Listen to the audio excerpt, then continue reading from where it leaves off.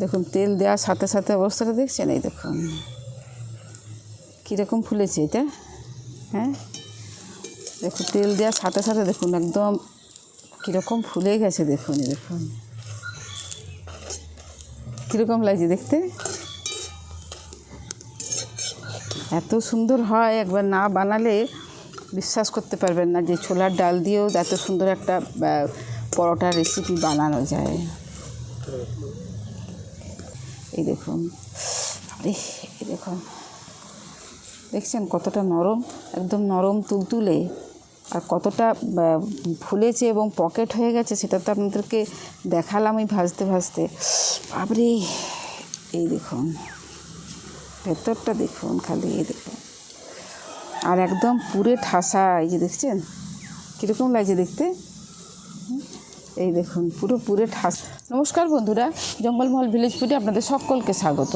বড়দের প্রণাম এবং ছোটদের ভালোবাসা জানাই। আশা করি সবাই ভালো আছেন। আজকে আমি আবার চলেছি একটি দুর্দান্ত স্বাদের রেসিপি নিয়ে। তো আজকে আমি যে রেসিপিটি আপনাদের সঙ্গে শেয়ার করব একটা পরোটার রেসিপি। এর আগে আমি আপনাদের সঙ্গে অনেক রকম পরোটার রেসিপি আপনাদের সঙ্গে শেয়ার করেছি। তো আজকে আমি বানাবো ছোলার ডাল দিয়ে। আপনারা প্লিজ প্রথম থেকে শেষ পর্যন্ত ভিডিওটা দেখুন। আর এইটা খেতে এতটাই লোভনীয় হয় যে বারবার এটা কিন্তু একবার বানালে বারবার বানাতে ইচ্ছা করবে। তো চলুন আপনারা প্লিজ প্রথম থেকে শেষ পর্যন্ত ভিডিওটা দেখুন। তো প্রথমেই দেখুন আমি এখানে নিয়ে নিয়েছি ছোলার ডাল।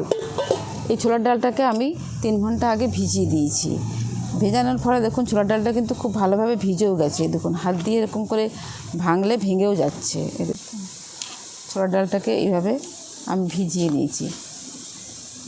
এরপর এটাকে আমি সেদ্ধ করে নেব। তো চলুন উনুনটা ধরিয়ে আমি এটাকে আগে সেদ্ধ বসিয়ে দিই।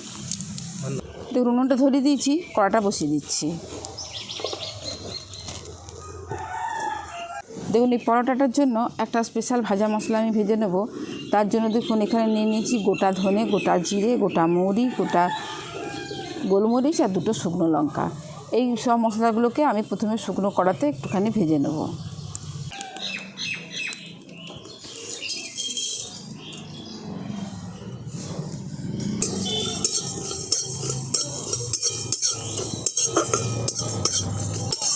দেখুন এগুলোকে আমি খুব ভালো করে ভেজে নিয়েছি। একটা দেখবেন ফটফট ফটফট আওয়াজ হবে, এইভাবে ভেজে নিতে হবে। আর এর থেকে যদি বেশি ভাজা হয় তাহলে দেখবেন সেন্টটাই কিন্তু নষ্ট হয়ে যাবে। তো দেখুন আমি এটুকু খুব সুন্দর করে ভেজে নিয়েছি। কালারটা কিন্তু দেখুন একটুখানি চেঞ্জ হয়েছে। এরপর আমি এগুলোকে নামিয়ে নিচ্ছি।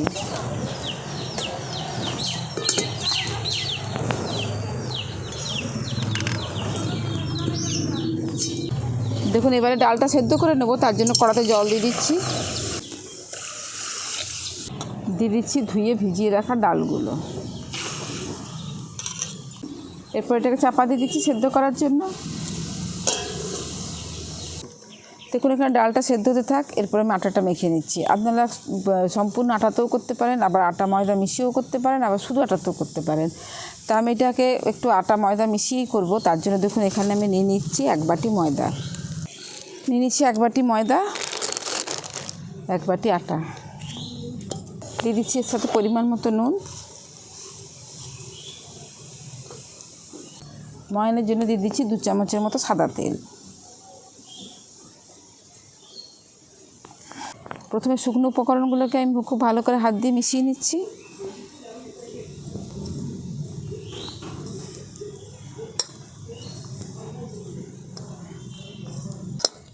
এরপর আমি অল্প অল্প জল দিয়ে একটা ডো তৈরি করে নেব।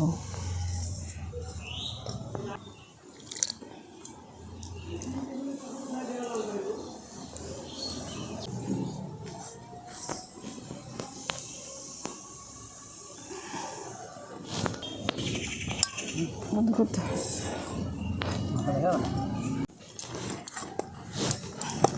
দেখুন ডোটাকে আমি খুব সুন্দর করে মেখে নিয়েছি। আর খুব নরমও নয়, খুব শক্তও নয়, খুব সুন্দর করে আমি ডোটাকে মেখে নিয়েছি। এবার এটাকে আমি চাপা দিয়ে রেখে দিচ্ছি। এরপর দেখি ডালটা সেদ্ধ হয়েছে নাকি। দেখুন কিছুক্ষণ পর ঢাকাটা খুলে দেখে নিচ্ছি ডালটা সেদ্ধ হলো কি না।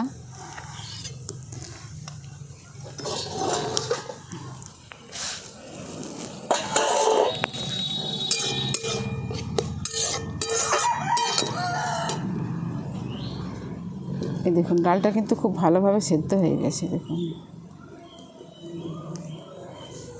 এরপর এটাকে আমি নামিয়ে নিচ্ছি।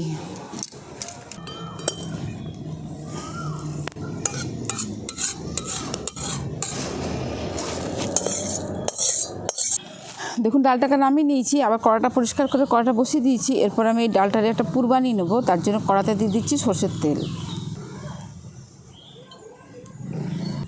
দেখুন তেলটা গরম হয়ে গেছে, আর যেহেতু এটার একটা নিরামিষ রেসিপি আমি করছি, তার জন্য দিয়ে দিচ্ছি গরম তেলটার মধ্যে দিয়ে দিচ্ছি অল্প একটুখানি হিং। এতে কী হবে, গন্ধটা কিন্তু খুব ভালো হয়। ফোড়নে দিয়ে দিচ্ছি গোটা জিরে। এই হিং আর জিরেটাকে একটু হালকা করে ভেজে নিচ্ছি। যখন দেখবেন এই একটা খুব সুন্দর গন্ধ বেরোচ্ছে, তখনই জানবেন যে ফোড়নটা ভাজা ভাজা হয়ে গেছে। এরপরে যে সেদ্ধ করে রেখেছি ডালটা, এই ডালটাকে আমি দিয়ে দিচ্ছি তেলের মধ্যে।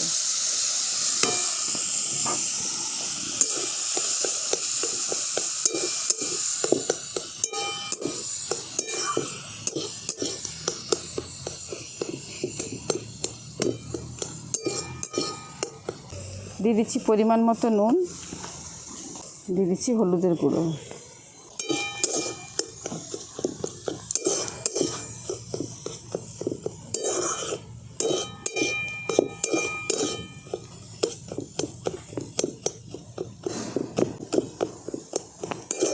দেখুন খুব ভালো করে আমি এটাকে মিশিয়ে নিচ্ছি, নুন আর হলুদটা দিয়েছি। এরপর দেখুন এই যে ভেজে রেখেছি মশলাটা, এই মশলাটা আমি দিয়ে দিচ্ছি। পুরোটা লাগবে না।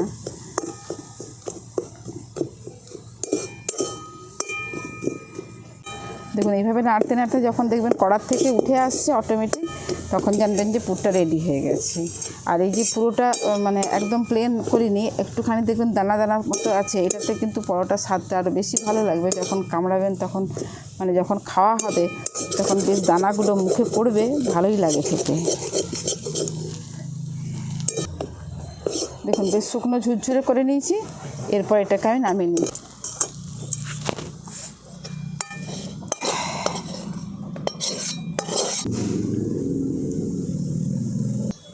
দেখুন পুরটাকে আমি ঠান্ডা করে নিয়েছি।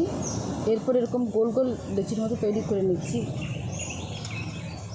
পুরটা দেবার জন্য পরোটার মধ্যে। এইভাবে করে রাখলে কী হয়, সুবিধা হয়। কথা যাবে না সাথে রাদারটুকু মনে যে বোঝে। দেখুন এই যে আটাটা মেখে রেখেছিলাম, এবার এখান ভালো করে আমি হাত দিয়ে একটুখানি মধ্যে নিয়েছি। এরপর এরকম ছোটো ছোটো করে আমি লেচি কেটে নিচ্ছি। দেখুন এগুলো কিন্তু একটু গরম খেতেই বেশি ভালো লাগে। তা আমি এখন সবগুলো ভাজবো না, আমি এই 4-5টা ভেজে আপনাদেরকে দেখাচ্ছি, তারপরে আবার বাড়িতে গিয়ে ভাজা হবে এটা।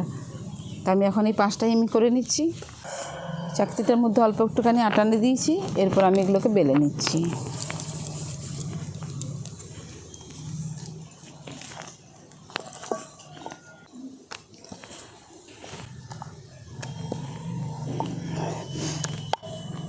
দেখুন বেলে নিয়েছি।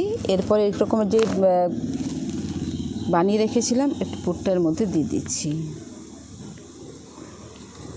ভালো করে চারদিক থেকে ধরে মুড়ে দিচ্ছি।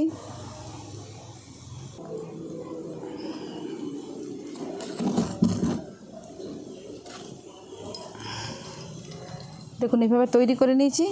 এরপর যখন বেলবেন তখন হাত দিয়ে একটু এইভাবে চালিয়ে দিতে হবে, তাহলে কী হবে, পুরটা সব জায়গায় সমানভাবে যাবে। এরপর হালকা হাতে, খুব হালকা হাতে কিন্তু এটাকে বেলে নিতে হবে, একদম চাপ দেওয়া চলবে না।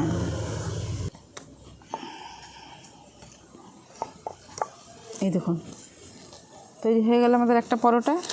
তো এইভাবে আমি সবগুলোকে তৈরি করে নিচ্ছি। এই দেখুন খুব সুন্দর করে আমি পরোটাগুলোকে বেলে নিয়েছি, আর সমস্ত পরোটাগুলোকে আমার বেলা হয়ে গেছে। এরপর আমি পরোটাগুলোকে ভেজে নেব। দেখুন পরোটাগুলোকে আমি খুব সুন্দর করে বেলে নিয়েছি। এরপর একটা একটা পরোটাগুলোকে আমি ভেজে নিচ্ছি। দেখুন কড়াটাকে খুব ভালো করে গরম করে নিয়েছি, তারপরে আমি একটা একটা করে দিয়ে সেঁকে নেব। আমি কিন্তু একদম মানে ডোবা তেলে ভাজবো না, খালি হালকা করে একটুখানি তেল দিয়ে সেঁকে নেব খালি। প্রথমে দেখুন দু পিঠটা ভালো করে সেঁকে নিচ্ছি।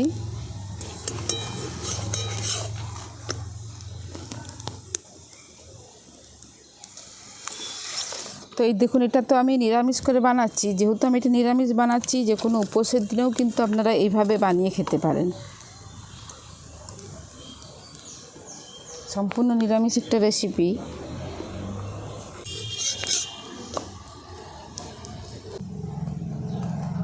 দেখুন দুটো দিক খুব ভালো করে সেঁকা হয়ে গেছে। এরপর আমি তেল দিয়ে দেবো, খুব কম হালকা করে আমি একটু তেল দিয়ে দেবো দুপাশটাতে। অতিরিক্ত তেল খাওয়াও তো ভালো নয়, যা গরম।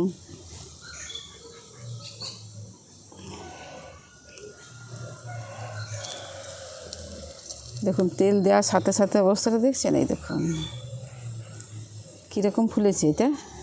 হ্যাঁ দেখুন তেল দেওয়ার সাথে সাথে দেখুন একদম কীরকম ফুলে গেছে। দেখুন দেখুন কীরকম লাগছে দেখতে, এত সুন্দর হয়। একবার না বানালে বিশ্বাস করতে পারবেন না যে ছোলার ডাল দিয়েও এত সুন্দর একটা পরোটার রেসিপি বানানো যায়। দেখুন দু পিঠটাই আমি ভেজে নিয়েছি, এরপর এটাকে আমি তুলে নিচ্ছি।